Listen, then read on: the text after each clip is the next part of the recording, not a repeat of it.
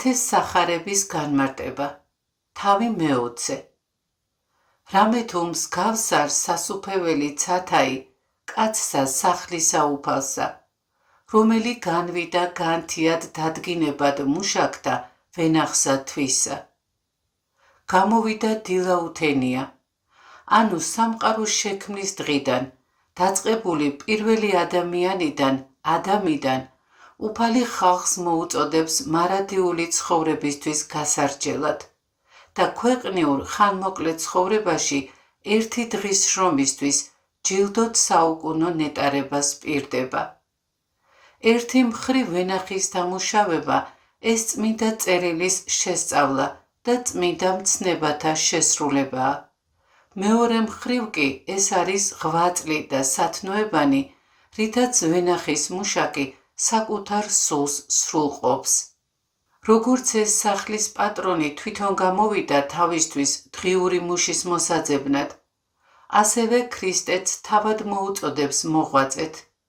თქვენ კი არ აგირჩევივართ, არამედ მე აგირჩიეთ და დაგიდგინეთ, რათა წახვიდეთ და ნაყოფი გამოიღოთ და დარჩეს თქვენი ნაყოფი, რათა მამამ მოგცეთ ის, რასაც ჩემი სახელით სთხოვთ, ეუბნებოდა იგი თავის მოციქულებს. უფალი ყველას გადარჩენისკენ გვიხმობს და თავის მადლიან ვენახში, წმინდა ეკლესიაში გვეძახის სამუშაკოდ. ადამიანზეა დამოკიდებული ყურს დაუგდებს თუ არა ამ მოწოდებას, გულში მიიღებს მადლიან ჩაგონებას თუ არ მიიღებს, ამაშია ადამიანის თავისუფლება. და აღუთქვა მათ სასყიდელი თვითოეულსა დრახკანი დღესაშინა და წარავლინა იგინი ვენახსა თვისა და განვიდა იგი მესამესა ჟამსა და ჰპოვნა სხვანი მდგომარენი უბანთა ზედა უქმად. ისტორიულად ებრაული საათობრივი სისტემა არ ემთხვევა დღევანდელს. განსხვავება მათ შორის 6 საათია. ამიტომ იგავში ნახსენები მესამე ჟამი, ანუ 3 საათი, შეესაბამება დღევანდელ დილის 9 საათს, მე-6 ჟამი 12 საათს, მე-9 შუადღის 3 საათს, მე-11 ჟამი კი საღამოს 5 საათია. რომის იმპერიის მიერ დაპყრობილ იუდეაში დღის ბოლო საათი იყო მე-12 საათი, რაც დღევანდელ საღამოს 6 საათს შეესაბამება.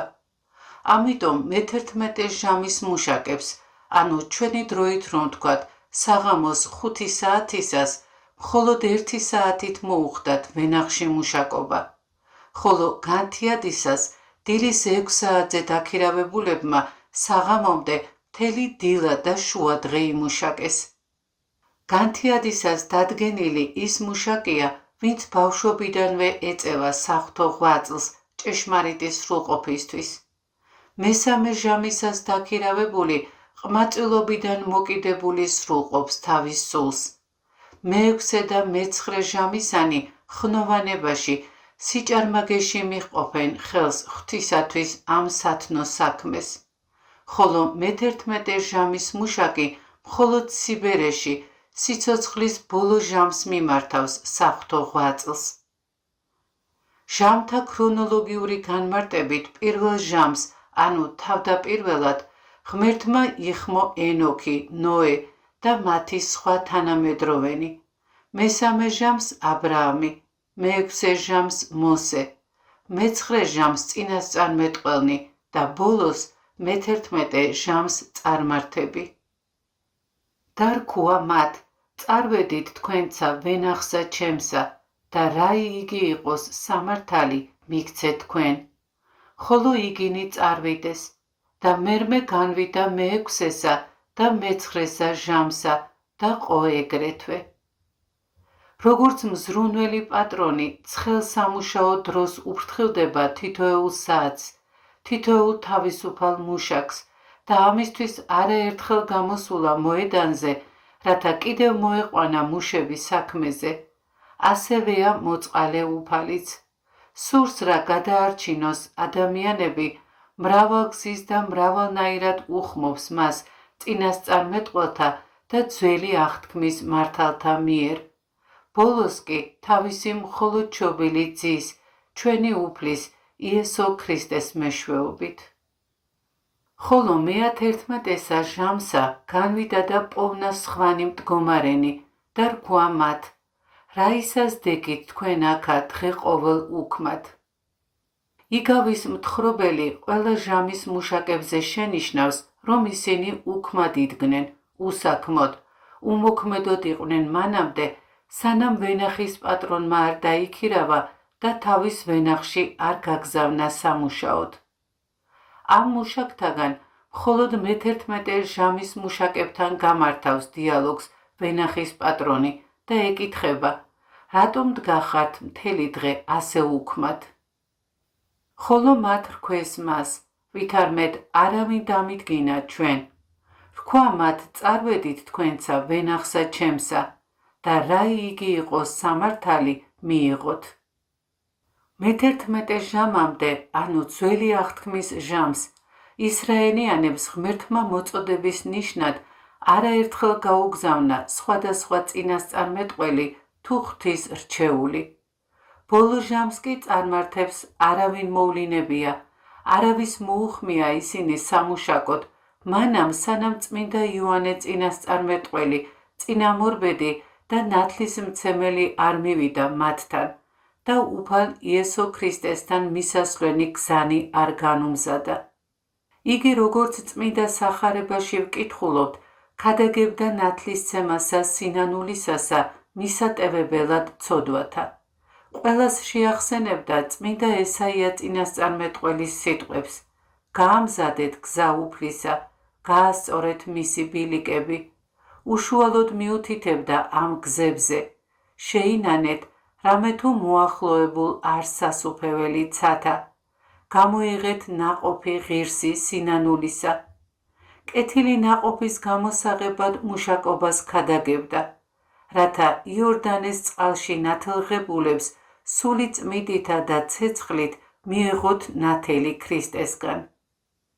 ოჯახის პატრონი სახლისა უფალი, ამიგავში უფალი იესო ქრისტეა, რომელმაც მამის წიაღი დატოვა, კაცობრივი ხატება მიიღო, მოვიდა ჩვენთან და თავისი ვენახის დასამუშავებლად, ანუ ეკლესიურ სათნოებათათვის თვითონ დაიქირავა, თავადმე დაიდგინა მუშაკები, თავისი მოწაფეები, მოციქულები და მიმდევრები, რათა წმინდა წერილის შესწავლასა და წმინდა მცნებების აღსრულებაში დახმარებოდა მათ. ის, ვინც არ შეუდგება ქრისტეს და არ გაყვება მას, უქმად მდგომს ემსგავსება, რადგან ყოველი ყოფა და შრომა ქრისტესა და მისი ეკლესიის გარეშე უქმად ყოფნა და უქმად შრომა. უქმად მდგომი სხვა მუშები, რომლებიც მე-11 ჟამს იპოვა ვენახის პატრონმა, სწორედ ეკლესიის გარეთ დარჩენილნი არიან. ეს უქმად მდგომარენი თავის ამ მდგომარეობას გარემოებებს აბრალებენ და ამბობენ არავინ დაგვიქირავა და იმიტომაც ვართ უქმადო. თითქოს სამართლიანიც არის ამგვარი პასუხი, რა ვქნათ ჩვენ რა შუაში ვართ, თუ კი აქამდე ღმერთი არ ვიცოდით და არც მის მორჩილებაში ვიყავით, ჩვენთვის ეს არავის უსწავლებია და არც ის ვიცოდით, რომ თურმე ეშმაკს ვემსახურებოდითო. დღესაც ხშირად მოგვესმის მსგავსი ჩივილი იმაზე, რომ ათეისტურმა რეჟიმმა რამდენიმე თაობას დაავიწყებინა ღმერთი, წაართვა რწმენა. დაუკეტა ეკლესიის კარი და ზეცისაკენ ახედვაც კი აუკრძალა. აბა რა გვექნა, ან ახლა რა ქნას იმან, ვინც ყოველივე ეს გამოიარაო. ამ შეკითხვა ჩივილიდან საკუთარი თავის მართლება და თვით დამშვიდებაც ამოიკითხება. სინამდვილეში კი ეს არც მათ უქმად დგომას ამართლებს და მით უფრო არც მათ დასამშვიდებლად არის გამოსადეგი.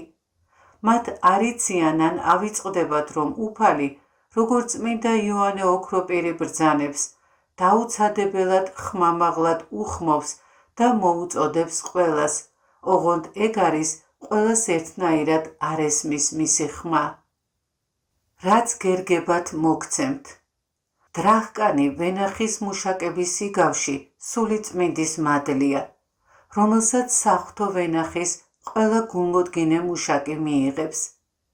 ეს მადლი ღვთის ერთგულ და თავდადებულ მსახურს ღვთის მსგავს ხდის და პირველ ქმნილ ბუნებას უბრუნებს და აღუდგენს. დავით არცა შემწუხრდა, თქვა უფალმან სავენახის ამან ეზოის მოძღვარსა თვისა, მოუწოდე მუშაკთა მათ და მიეც მათ სასყიდელი, იწყე უკანასკნელთაგან ვიდრე პირველთადმდე. მოვიდეს 111 ჟამისანი იგი და მიიღეს თითო დრახკანი.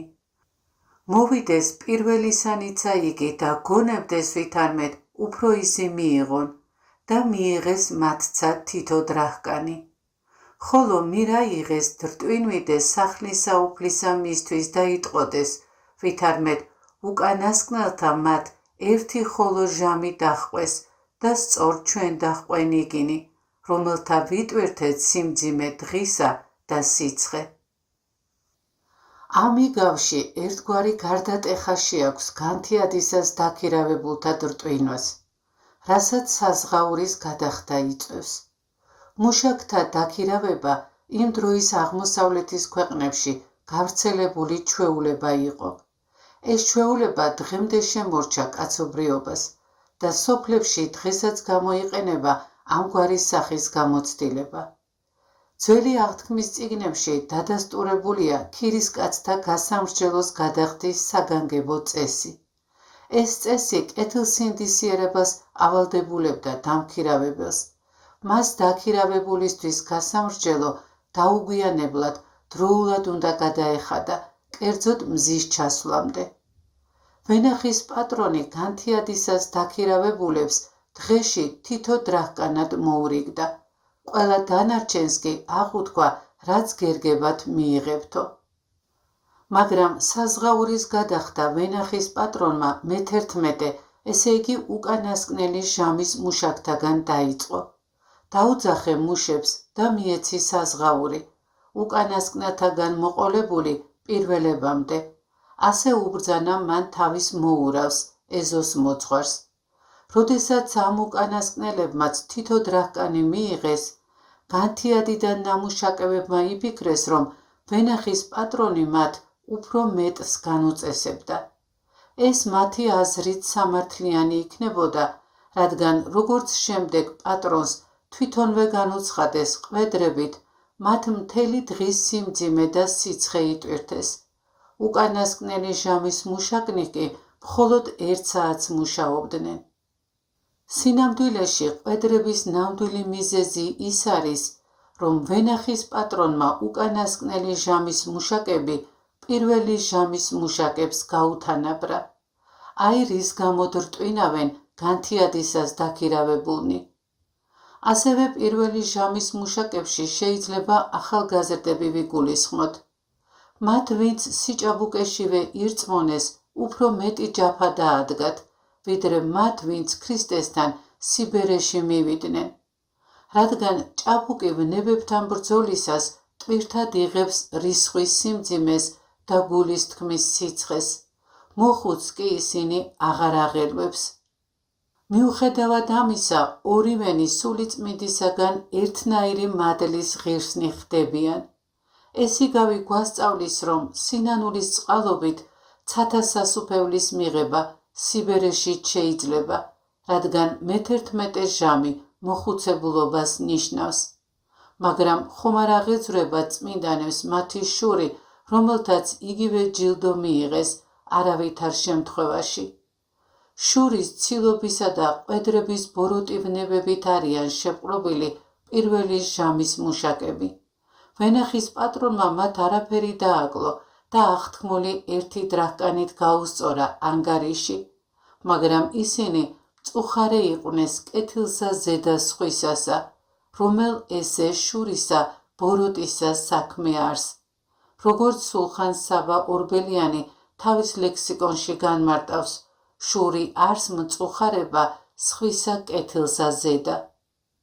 სხვისი სიკეთით დამწუხრებული კაცი მართლაც ბოროტის შურით არის შეპყრობილი და ამდენად ცოდვილიც.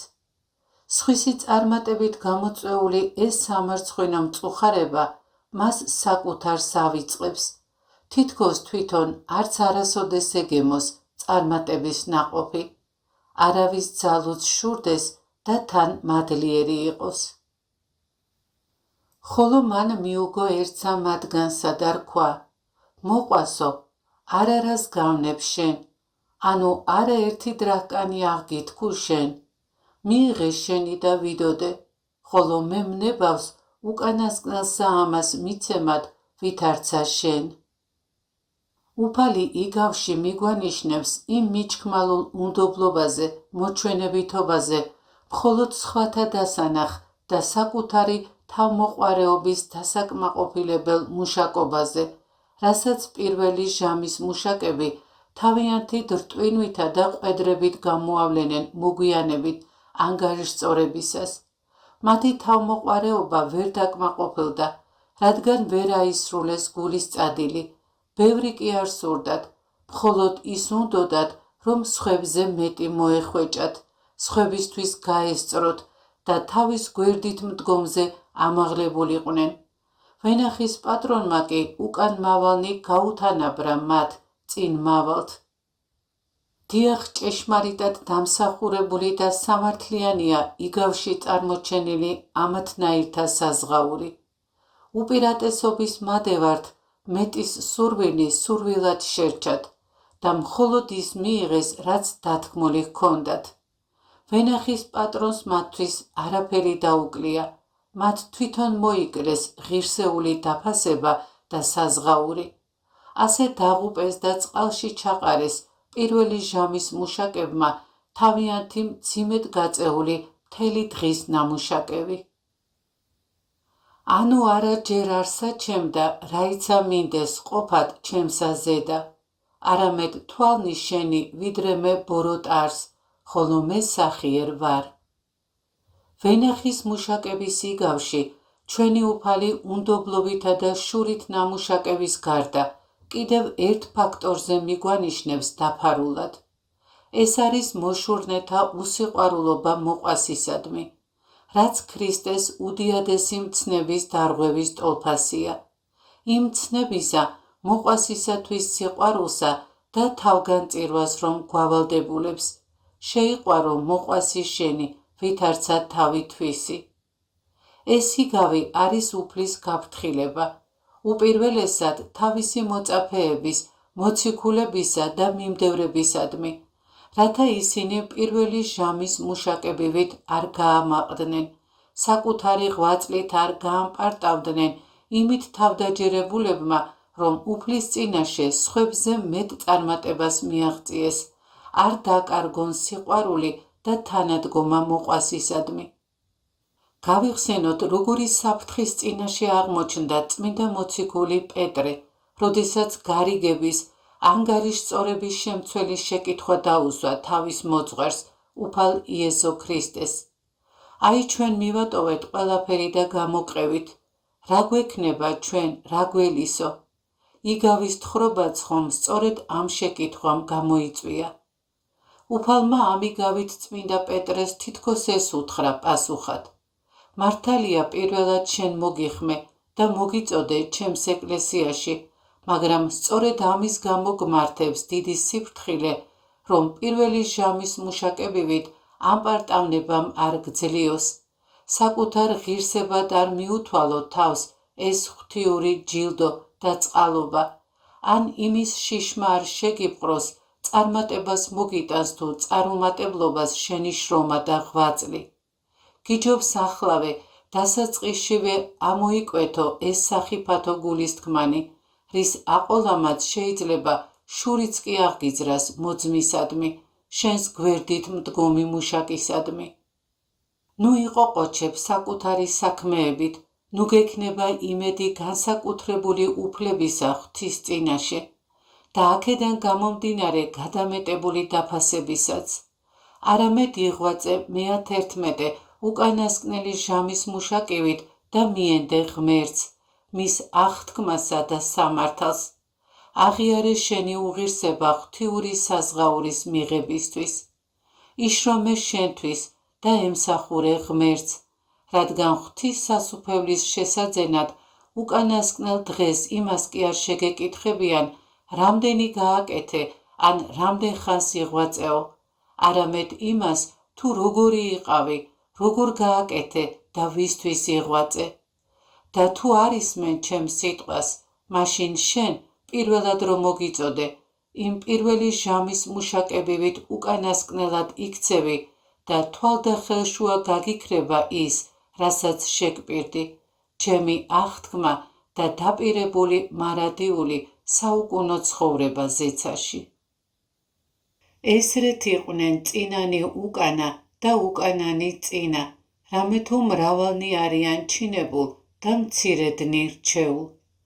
მორწმუნეებს შორისაც ხშირად ხდება ისე, რომ თავიდან, ანუ პირველი ჟამიდან ისინი თავიანთი სათნოებებით ბრწყინავენ, მაგრამ შემდეგ თავიანთივე გულდაუდებლობით, სიზარმაცითა და დაუდევრობით თანდათან კარგავენ ამ ბრწყინვალებას და საქმეც უკან მისდით.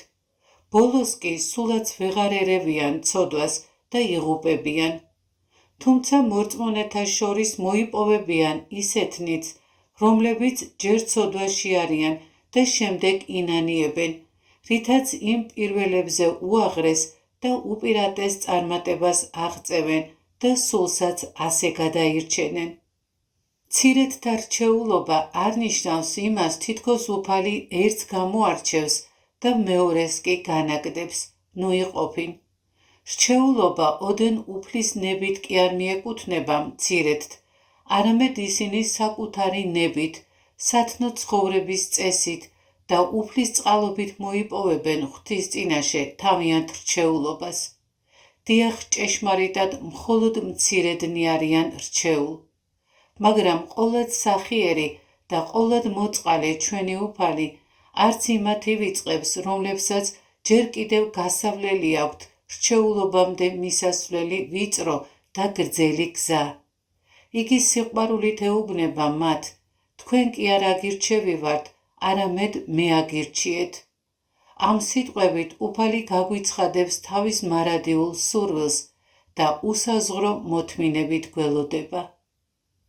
და ვითარცა აღვიდოდა იესო იერუსალიმთ, წარიყვანა 12 იგინ მოწაფენი თვისაგან და მგზავრ ეტყოდა მათ. აჰა ესერა აღვალთ იერუსალიმთ და ძე კაცისაი მიეცეს მღვდელმოძღვართა და მწიგნობართა და დასაჯონ იგი სიკვდილად და მისცენ იგი წარმართთა კიცხევად და ტანჯვად და ჯვარცმად და მესამესა დღესა აღსდგეს. იესო რომ უდა მომკვდარიყო, ეს მოწაფეებმა იცოდნენ, ამიტომაც წუხდნენ. სხვებს რომ აღადგენდა მკვდრეთით, ეს იცოდნენ, მაგრამ ვინმე თავისი ძალით რომ აღმდგარიყო, ისე რომ შემდგომ არ მომკვდარიყო, ასეთი სასწაულის დაჯერება არ შეეძლოთ, რადგან არასდროს ჰქონდათ ნანახი. სწორედ ეს არ ესმოდათ მათ, თუმცა ამის შესახებ ხშირად ელაპარაკებოდა მათ უფალი. სიკვდილის გარდა მათ განსაკუთრებით აშინებდათ ის, რომ მას დასცინებდნენ, სცემდნენ და შეურაცხყოფდნენ. ახსენდებოდათ მისი დიდებული სასწაულები. ამავდროულად ესმოდათ ასეთი მძიმე წინასწარ უწყებანი და იყვნენ ამით გაოგნებულნი. ვერ მიხვდარიყვნენ, ნუ თუ რომელმაც ყოველივე ეს მოახდინა, უნდა მიეცეს ასეთ წამებას. ამიტომაც ზოგი სწამდათ და ზოგიც არა მისი სიტყვებისა, რადგან არ შეეძლოთ გაგება მათი. ანდა თუ უკეთესად ვიტყვით, მათი გული ვერ ურიგდებოდა უფლის დამამძიმებელ სიტყვებს, მიუხედავად იმისა, რომ ყოველივე ნათელი იყო. მაშინ მოუხდა იესოს დედაი ძეთა ზებედესთა, ძეთა მისთა თანა თაყვანისცემდა მას და ითხოვდა რასმე მისგან. მარკოს მახარებელი ამბობს, რომ თვით ზებედეს ძენი მივიდნენ იესოსთან, მაგრამ როგორც ჩანს, ერთიც იყო და მეორეც. ამ ორმა მოციქულმა რცხვენოდათ რა სხვების წინ დედა გაგზავნეს, ხოლო შემდეგ თავადაც მიიახლნენ გამორჩეულად, ანუ სხვებისგან განცალკევებით. მახარებელთა ორივე ეს მონათხრობი სამართლიანია და მართებულია. ზებედეს ძეებმა დედაც მიიყვანეს იესოსთან, რათა თავიანთი თხოვნისთვის მეტი ძალა მიენიჭებინათ და დედის მიერ დაეყოლიებინათ ქრისტე. ხოლო ის, რომ ეს თხოვნა სწორედ მათი იყო და რომ სირცხვილისა გამო მათ დედაც მიიყვანეს უფალთან სათხოვნელად, იქიდანაც ჩანს, რომ ქრისტე პასუხად სწორედ მათ მიმართავს. მიზეზი, რამაც ასეთი თხოვნის სურვილი წარმოშვა მასში, ის იყო, რომ ზებედეს ძენი იაკობი და იოანე თავს მეტ პატივში ხედავდნენ სხვა მოწაფეებთან შედარებით და ამიტომ იმედოვნებდნენ კიდეც უფალი შეგვისრულებს თოვნასო.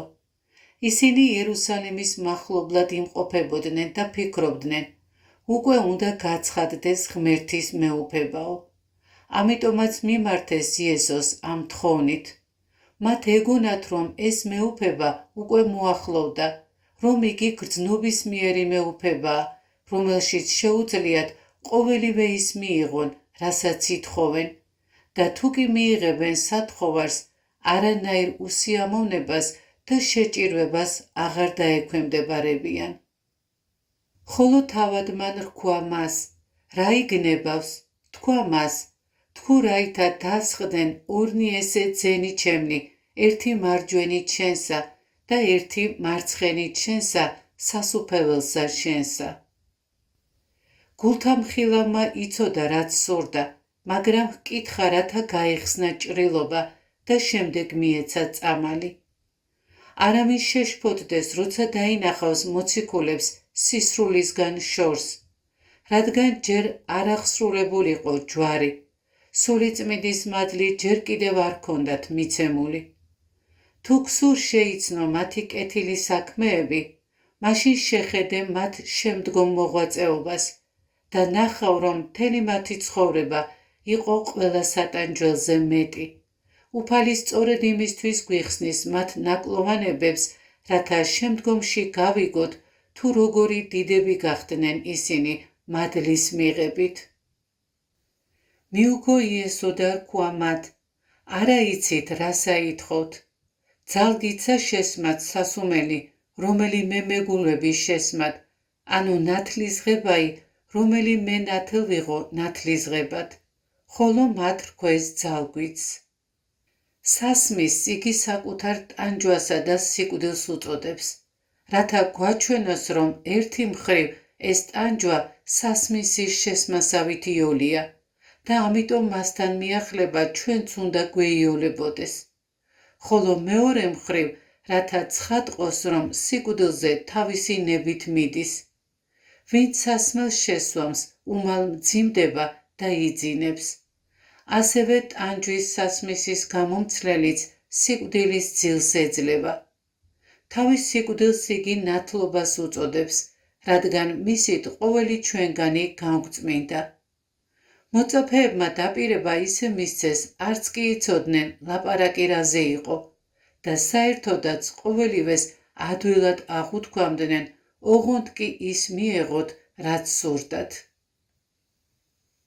რქვა მათ იესო, სასუმელი სამე ჩემი შესვათ და ნათლისღებაი, რომელიმე ნათელ ვიღო, ნათელიღოთ, ხოლო დაჯდომაი მარჯვენით ჩემსა და მარცხენით არა არ ჩემი მიცემად, არამედ ვიეთ და გამზადებულ არს მამისა მიერ ჩემისა. ვიცი, რომ თქვენ ტაჯვას დაითმეთ და მართლაც ასე მოხდა. იაკობი ჰეროდემ მოაკვლევინა და იოანე კი ტრაიანემ გაასამართლა, რადგან იგი ჭეშმარიტების სიტყვას ამოწმებდა.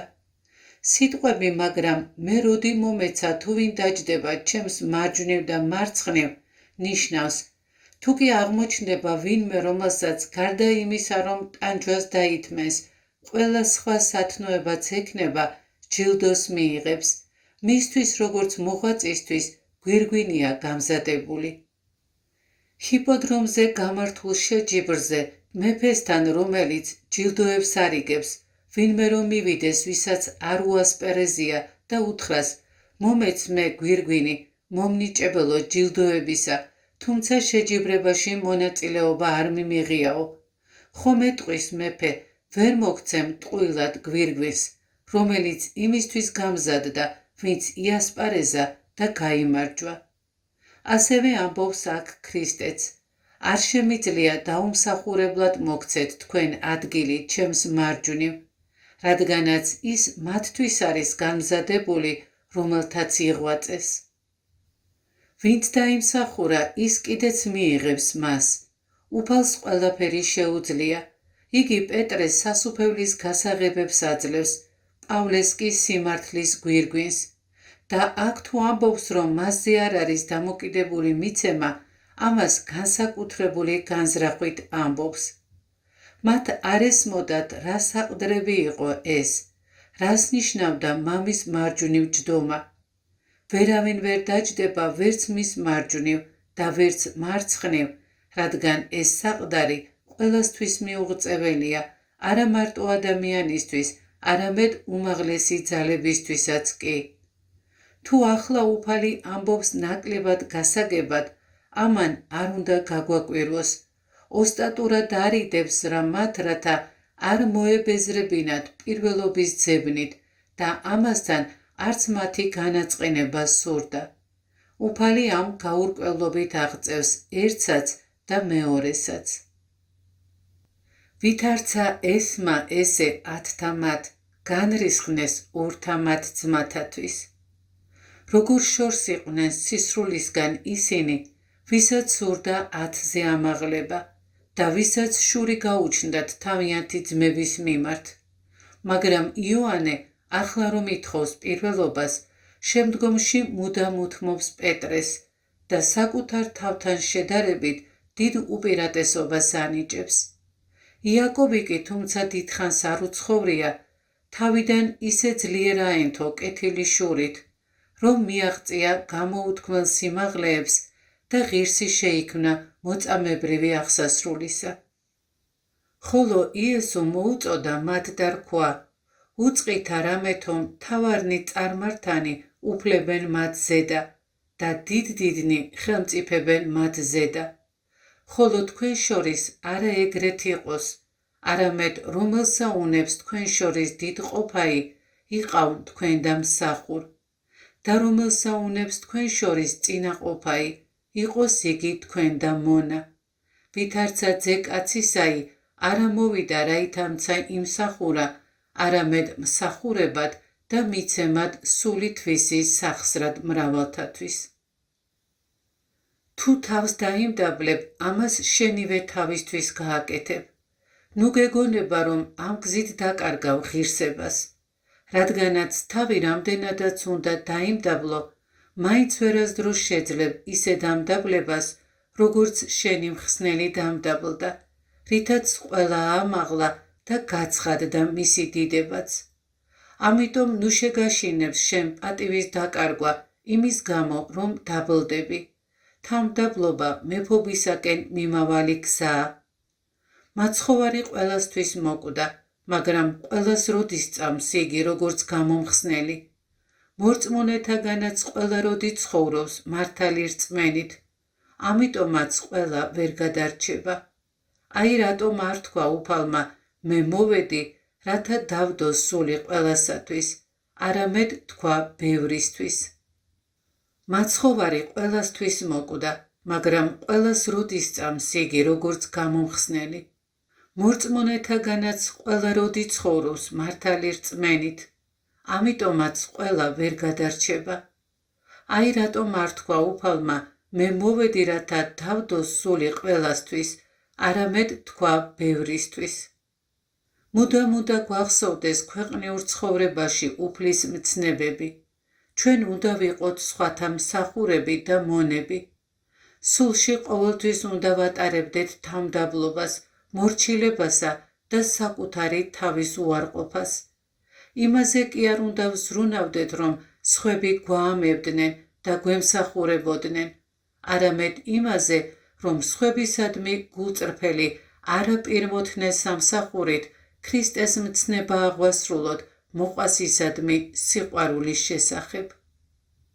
და ვითარცა გამოვიდოდეს იგინი იერიქოით, მისდევდა მას ერი მრავალი და ახა ესერა ორნი ბრმანის ხდეს გზასა ზედა და ვითარცა ესმა ვითარმედ იესო წარმოვალს ხმობდეს და იტყოდეს შემიწყალენ ჩვენ უფალო ძეო დავითისო, ხოლო ერი იგი რისხვიდა მათ რაითა დადუმნენ, ხოლო იგინი უფრო იზღაღადებდეს შემიწყალენ ჩვენ უფალო ძეო დავითისო. ეს ბრმები ბევრ სხვა მრავალზე უკეთესნი იყვნენ. მართალია არ ყავდათ წინამძღოლი, ვერ ხედავდნენ მოახლოებულ ქრისტეს, მაგრამ მაინც ჰქონდათ ძლიერი სურვილი მასთან ახლოს მისვლისა, ამიტომაც დაიწყეს ყვირილი. სხვები უშლიდნენ, მათ კი უფრო გააძლიერეს გოდება. აი რას ნიშნავს ძლიერი სული. თავად წინააღმდეგობებს მიჰყავს მიზანთან ადამიანი და ქრისტემაც არ კითხა მათ გწამთ თუ არა, როგორც ჩვეულებრივ იქცეოდა სხვებთან, რადგანაც ყვირილი და გულმოდგინე სურვილი მასთან როგორმე მიახლოებისა უკვე ცხადად წარმოაჩენდა მათ რწმენას. აქედან გამომდინარე, რაც არ უნდა ღატაკნი და მორიდებულნი ვიყოთ, თუ კი გვექნება ჭეშმარიტი სურვილი ღმერთთან მიახლებისა, შევძლებთ მისგან ყოველივეს გამოთხოვას, რაც კი საჭირო იქნება ჩვენთვის. მივბაძოთ ამ უსინათლოდ, ვერაფერმა გააჩერა ისინი, სამაგიეროდ უფალმა შეიწირა მათი გოდება და ტირილი. და დადგა იესო, მოუწოდა მათ და რქვა, რა იგნებავს დაგიყო თქვენ, რქვეს მას, უფალო რაითა აღვიხილნეთ თვალნი ჩვენი. უფალს სურს რათა ჩვენ ვთხოვდეთ, თუმცა თავად იქამდეც იცის, რა უნდა ვთხოვოთ და რა უნდა მოგცეს ჩვენი სათხოვარიდან. იგი გვამცნობს მოუკლებელ ლოცვას და ამის მიუხედავად ამბობს, მამამ თქვენმა ვიდრე სთხოვდეთ, მანამდე იცის რა გჭირდებათ. ესე იგი აუცილებელისთვის თხოვნას გვავალდებულებს, რათა ლოცვისთვის განაწყოს ჩვენი გული.